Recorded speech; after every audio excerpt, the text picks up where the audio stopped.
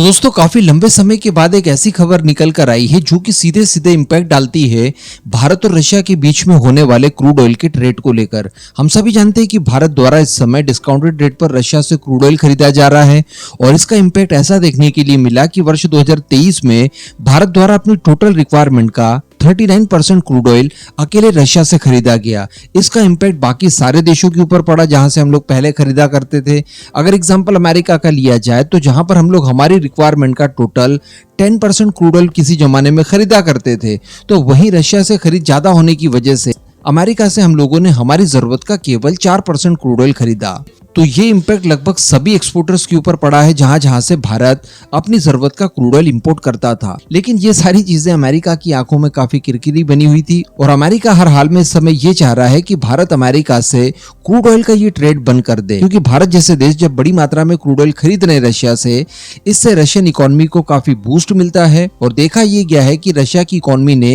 European देशों की economy से भी इस समय अच्छा प्रदर्शन किया है। जबकि एक आंकड़े के अनुसार अलेक्सी नवेल्नी का मामला हो या फिर यूक्रेन युद्ध हो, इन सभी की वजहों से अमेरिका और उसके सहयोगी देशों द्वारा कुल 500 प्रकार के प्रतिबंध रशिया के ऊपर इम्पोज किए गए हैं। अब आप सभी को याद होगा कि आज से 2 सप्ताह पहले लगभग अमेरिका द्वारा एक बार फिर से रशिया के ऊपर कुछ नए प्रतिबंध लगाए गए थे और ये नए प्रतिबंध लगाए गए थे रशिया की उस कंपनी के ऊपर जो कंपनी अपने टैंकर्स प्रोवाइड करवाती है तेल को एक्सपोर्ट करने के लिए। लेकिन अमेरिका द्वारा कहा गया था कि चूंकि G7 देशों द्वारा प्राइस कैप इंपोज किया गया था रशियन क्रूड ऑयल के ऊपर और ये था $60 पर बैरल से नीचे का, लेकिन इस समय ये कंपनी जो तेल का ट्रांसपोर्टेशन कर रही है अलग अलग देशों के लिए, वो $60 पर बैरल से ऊपर की प्राइस वाला है और ये प्रतिबंधों के दायरे में आती है और उसके बाद प्रतिबंध लगा दिए गए थे। अब उसी समय इस तरह का डिस्कशन हो रहा था कि ये प्रतिबंध लगाए तो गए हैं रशिया के ऊपर, लेकिन ये काम भारत के खिलाफ करने वाले हैं और एक्चुअली ऐसा हुआ भी। बताया जा रहा है कि भारत की कई सारी कंपनियां जिसमें सरकारी और प्राइवेट दोनों तरह की कंपनियां शामिल है,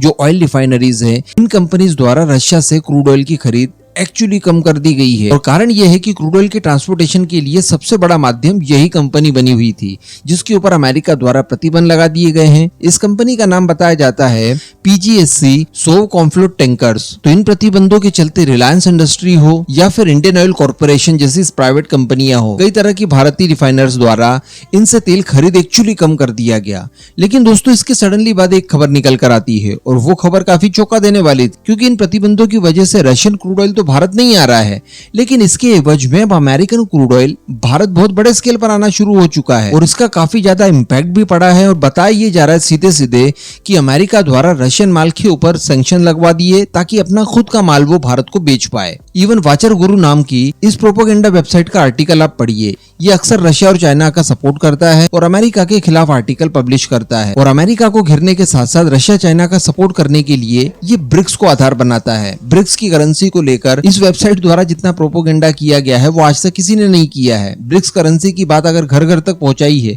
तो वो इसी वेबसाइट ने पहुंचाई है। ये खुद लिख रहा है कि भारत द्वारा डिच किया गया है ब्रिक्स को। यहाँ पर अमेरिकन क्रूड ऑयल जो भारत द्वारा बड़ी मात्रा में खरीदा जा रहा है उसी को लेकर इन लोगों ने पब्लिश किया है ये आर्टिकल। और लिखा क्या है, अगर यहाँ पर सीधे सीधे रशिया को डिच करना लिखा होता तब भी कंसीडर किया जा सकता था, लेकिन सीधे सीधे ब्रिक्स को डिच किया है ऐसा इन्होंने लिख दिया है। इसके अलावा यह आर्टिकल आप पढ़ सकते हैं, इसमें स्पष्ट रूप से लिखा गया है कि चूंकि रशिया से क्रूड ऑयल की खरीद भारत द्वारा कम कर दी गई है, इस वजह से ये स्वाभाविक तौर पर अमेरिका से क्रूड ऑयल की खरीद बढ़ चुकी है। और इसमें बताया जा रहा है कि भारत के कुछ रिफाइनर्स जिसमें रिलायंस इंडस्ट्री भी है जिसने रशियन क्रूड ऑयल अब लेना बंद कर दिया है, और इसके अलावा जो BPCL है, इनके द्वारा अमेरिका से बड़ी मात्रा में तेल इंपोर्ट अब किया जा रहा है। और रिसेंटली इन्होंने अमेरिका को एडिशनल ऑर्डर भी दिया है और ये ऑर्डर बताया जा रहा है 7 मिलियन बैरल का, जो कि अप्रैल में भारत को ट्रांसपोर्ट किया जाएगा। वैसे मैं आपको बता दूं कि अमेरिका से भारत के डिस्टेंस जो है वो बहुत ज्यादा है और ऐसी परिस्थिति में ट्रांसपोर्टिंग बहुत ही ज्यादा लग रही थी। लेकिन अगर इस समय की अगर स्पेशली बात की जाए तो भारत के अंदर क्रूड ऑयल की डिमांड थोड़ी सी ज्यादा है।